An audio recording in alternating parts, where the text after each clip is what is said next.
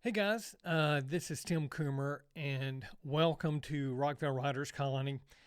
I'm glad to speak to you in this video format. I wish I could be there with you. Last year, at the start of 2019, I had the chance to speak to a group at the Goals Retreat, and what a striking difference this year is to the beginning of last year. Last year, I had some grand plans for 2020 and beyond, as I'm sure many of you did too. And yet, we got hit with this huge uncertainty for me in some very personal ways, but also globally with the pandemic and probably other stresses that you've experienced in your life. So, we really have to think about goal setting differently when these things happen. And it's not something that I've had to deal with in the past. I've been a huge fan of goal setting, and I have like 20 years of loose leaf notebooks that contain my very specific goals over the years. I would have 1 year goals, 5, 10 year goals, and I would track those on a monthly basis. So, really, a detailed goal setter. And I feel like it served me well. It really helped me achieve the things that I wanted to achieve. And by having the written goal process and following that over time, it also helped me see how my interest and my goals evolved and to better understand the time frame and the challenges in achieving goals. So I got better at achieving goals as time went along by keeping some of those notes. But when you set goals, there are some underlying assumptions that I think we don't recognize. Last year, I think Sandy touched on some different various goal setting models. Of course, the one that we've all heard of is the SMART goals, which have to do with something specific and measurable, achievable, that is important to you, that you have a time frame for, and you can go read about those types of things. And there's several different models to that. But underlying all of those classic goal setting templates is an assumption that things are going to be fairly stable, that you can predict that life next month or 6 months from now or a year from now, that things are going to be pretty similar to what you have today. So what do we do when chaos and uncertainty is just dropped like a bomb in the middle of that assumption and we have uncertainty? Now, the goal setting research clearly shows that having these types of specific goals that are motivating to you, that are challenging and motivating to you, that does increase your motivation and your achievement. And there's a lot of great research on goal setting over the past few decades that proves that. And I'm a big believer. But chaos, again, blows that all away. So what do we do in times of uncertainty? And then there is some goal research that looks at what does uncertainty do to one's motivation and one's ability to achieve. Uncertainty messes it all up. Just to say, it simply, it really decreases our ability to achieve dramatically. Maybe perhaps just totally prevents our ability to move forward and to do anything other than just maintain life. The research shows that that's true, but also that by switching strategies that you can begin to again move forward. And I think that's what this whole retreat is about, is how do you switch strategies and do something different that will allow you to have some movement.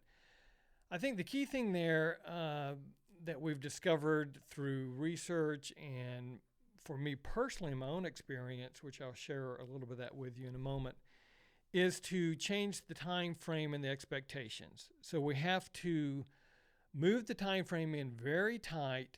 We have to begin to look at short period tasks that serve a bigger vision.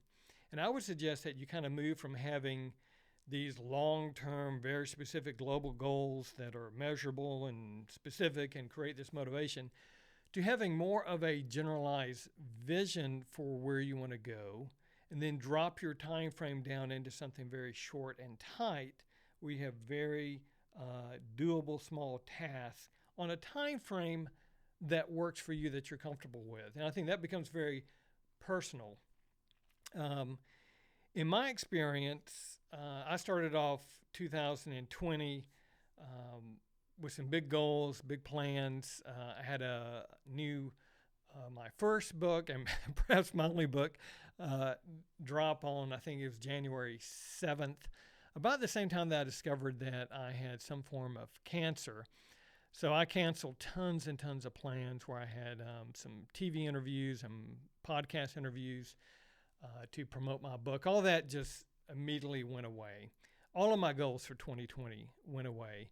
I spent most of January at the Mayo Clinic getting diagnosed with what's called synovial sarcoma, which is a rare form of cancer, which does not have a very good prognosis. And the initial focus of that diagnosis was a tumor in my heart, so I had to have some uh, emergency open heart surgery, a very quick decision by the surgeons and the doctors to do that surgery.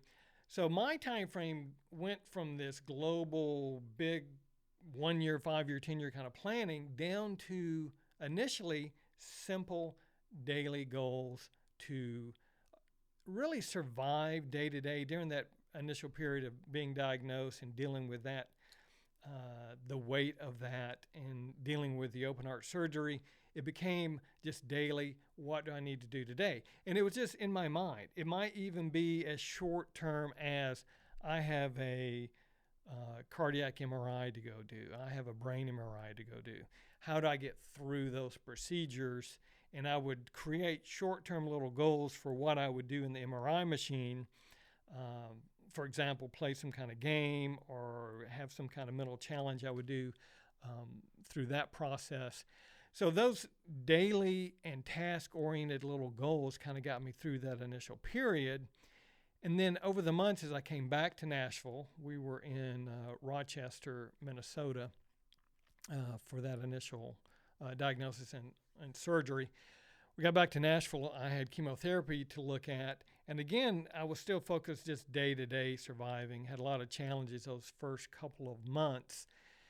But somewhere in mid-March, maybe early April, I began to gain some strength and set these. I would get a note card and just write down goals for the following day. So I would do that the night before. And the goal might be as simple as to take a shower, maybe go try to clean up the kitchen a little bit, walk for 10 or 15 minutes. And those became little daily goals, and I would check them off. I was tracking my food I was eating because I had lost so much weight through those first few months, losing from I typically weigh about 170 pounds. I got down to 128 pounds. So I began eating. Eating became a goal. You know, the most basic life function of eating and bathing and moving your body became the daily goals. But I would write them down and check them off. And slowly I gained strength and gained some weight.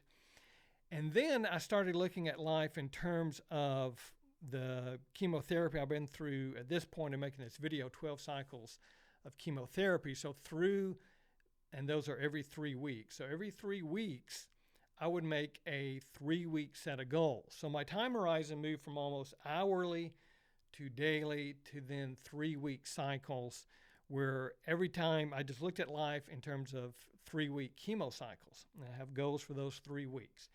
I began to step up my weight workouts, my walking, continued to work on gaining weight, eventually gained back a lot of my strength and my weight back to normal, able to walk several miles and do some exercise.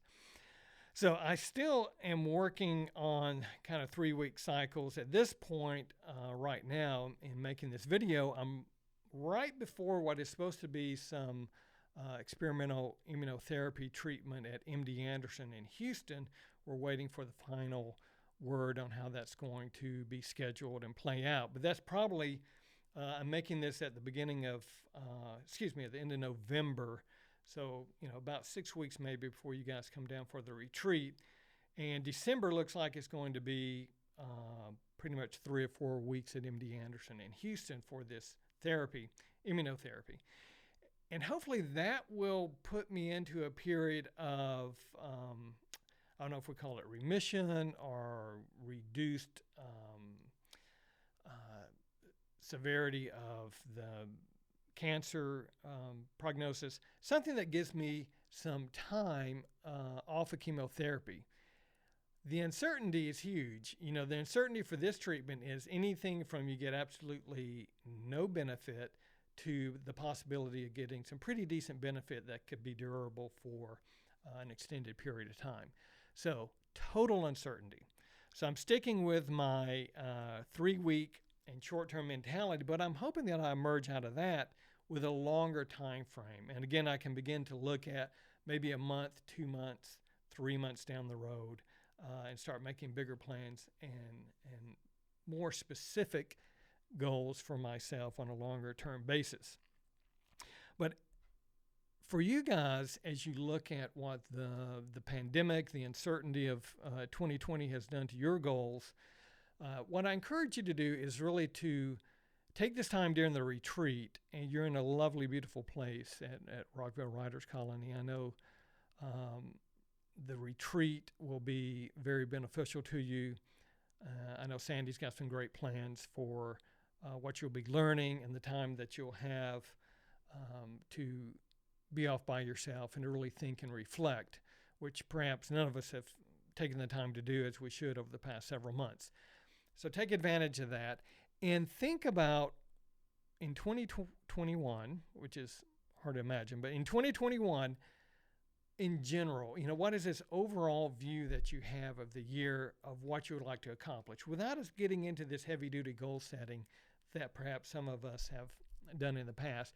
Just have a general vision for what direction you would like to move. What would you like to get done? And then find the time horizon that is really best for you. Is it one day? Is it 1 week? Is it a month?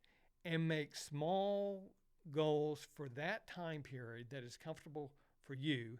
And I love the way Sandy worked in the word tending into this, the name of this retreat. You really are just nurturing, because we've all been just blown away by 2020. And you didn't have to get a cancer diagnosis to feel blown away in 2020. And I'm sure you guys have experienced other challenges during the year other than the pandemic. So nurture your goals. Nurture that desire that you have for some type of growth, some type of accomplishment, and allow yourself to let go of that long-term time horizon and just bring it in close.